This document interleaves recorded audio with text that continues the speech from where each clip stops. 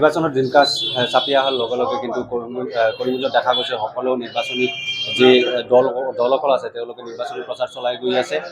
এআইইউডিএফৰ প্ৰাৰ্থী চাহুল ইছলাম চৌধুৰী আৰু বিজেপিৰ প্ৰাৰ্থী কৃপানাথ মালাই নমিনেশ্যন দাখিল কৰাৰ পিছত আজি কিন্তু কংগ্ৰেছৰ পালা। আজি কংগ্ৰেছৰ যে অসমৰ বৰিষ্ঠ যি এডভোকেট হাফিজ উদ্দিন চৌধুৰী তেওঁ মনোনয়ন দাখিল কৰিব আৰু তেওঁ এই উপলক্ষে জিলা কংগ্ৰেছৰ ফালৰ পৰা কিন্তু এক বিৰাট আয়োজন কৰা হৈছে, ৰেলীৰ ব্যৱস্থা কৰা হৈছে। মই তেওঁৰ পৰা জিলা কংগ্ৰেছৰ কাৰ্যালয়ত যেতিয়া উপস্থিত হৈছোঁ তেওঁৰ পৰা জানিব বিচাৰিম যে আজি কি কাৰ্যসূচী কৰা হৈছে। আজ 12টার সময়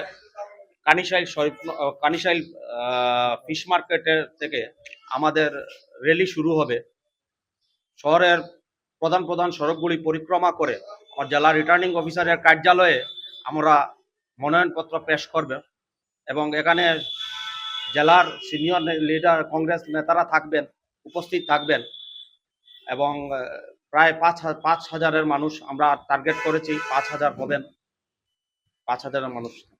বিভিন্ন যে দল কংগ্ৰেছৰ যে কংগ্ৰেছ আছে তেওঁলোকে যুব কংগ্রেসে বিরোধিতা করে নাই। যুব কংগ্রেসের সভাপতির ব্যক্তিগত কারণে উনি বিরোধিতা করছেন, আর কিছু নয়।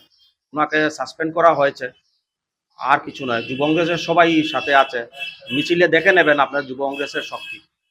যুব কংগ্রেস, এনএসওয়াই, মহিলা কংগ্রেস